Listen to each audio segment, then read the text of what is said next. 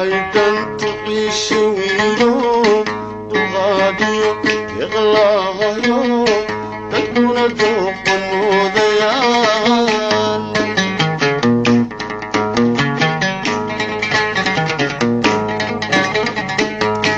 محاضر عقيلها بغضوم تجري يوغوني تغضوم نكيلها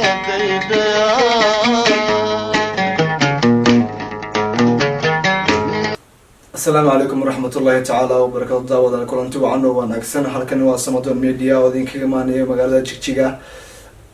ولكن عبد الرزاق شينه فضلا هذا كوسوتي channel كان هيلا وين النصر سبسكرايب في مقال كان هذا لايك رئيسه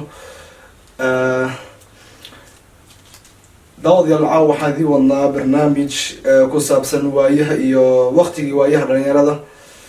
waqtigii waayaha dhalinyarada sida banaanba waxaan la socnaa dhalinyartu inuu waqtiga aad u ku hayo hadii ahaan lahayd nolosha guud caawa studio waxaa martay ugu ah saaxiibkayga Sikriye oo isagana dhowr su'aal weydiin doona bal marka hore isaga aan ku soo dhaweeyo wuxuu caawa noo hayo ku soo dhaweeyo Sikriye caawa waxaad noo hayso ما سنت عبد الرزاق شين أدبان كسلام يا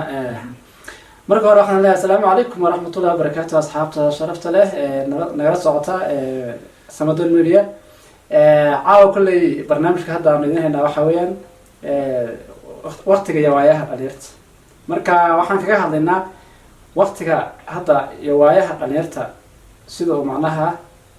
أسامي أيا كهذينا سووا دوسنا دون كعالم كأنه كنا الله dhacdo kasta oo ka jirta oo dhacda waxa ay saameyso ama ay ugu badan tahay ku dhacda waa dadka dhalinyarta soo koraya dhan kastaba ha ahaato dadka soo koraya dhalinyarta ay ku dhacaan marka insha Allah taas aynu caawa su'aal iska weydiinana insha Allah okay aad u maasiyay walaalkan Sikriye su'aasha hore weydiina waxay tahay bal Sikriye maxaa la dhihi karaa dhalinyartu culays intee la-eg ayuu ku hayaa waqtiga iyo waayaha عبد الرزاق مع السنة سانس وشجنا كل وقتها مواياها علايسك أبدا أما مالها أبدا وكل عقد وكوها علايسك وضع النيرتها النيرت كل سادة وسنتها هي وضد حتى وقتها أما يوم كل وقت وضع قصد ووقت وضع رأس وقاعدين وحبلا بمرة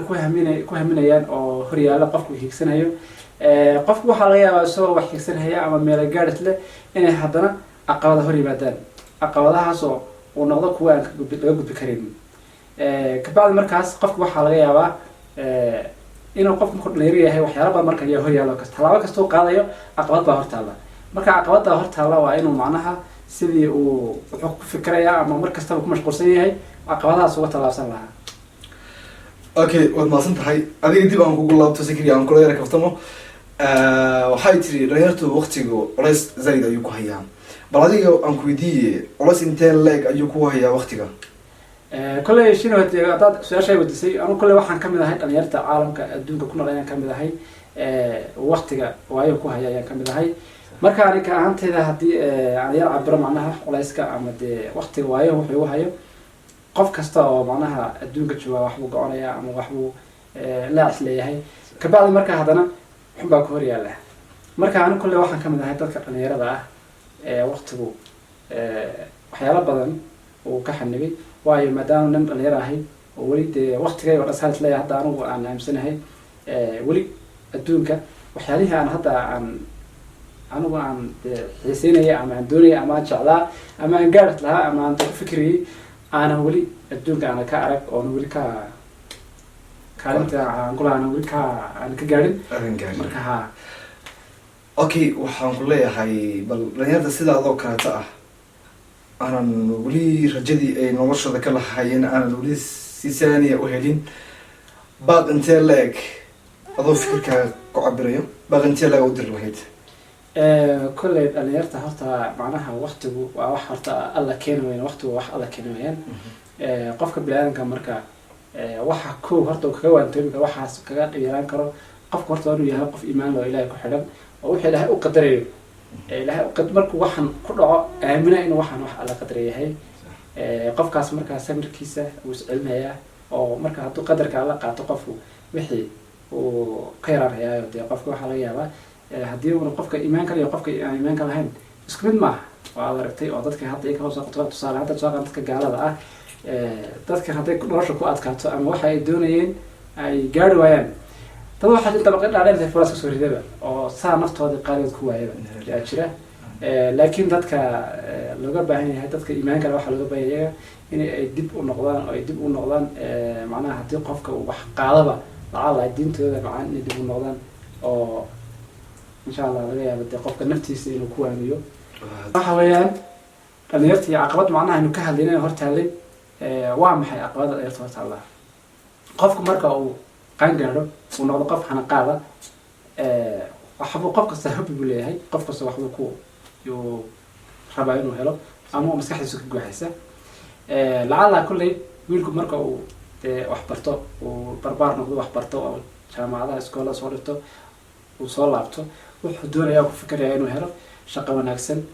mushahar fiican gaari cad guri cad gabadh cad oo iska raaxaysto oo dee adduunka waxaan ku leeyahay lacag helo yuu ku fikirayaa qofku doonaya mogta taa markaas caqabadihii aynu markaas sheegayno oo kale ayaa laga yaabaa inay meesha iyagina u yaalaan kuwaasna waxay u baahan yihiin talay u baahan yihiin marka taliya tusaale u baahan yihiin barbilow baynu ku samaynin laakiin weli maynaan dadku waynu waxaan u sheegna un waqtiga waayaha waayo qof kasta marka waqtiga waayaha dhahade qof kasta uu dareemaya dadkan inuu macnaha waqtiga waaya inay yihiin wax jira oo caalamka jira yihiin qof kastana hor yaalaan marka waxa weeyaan dhalinyaro ka ahaan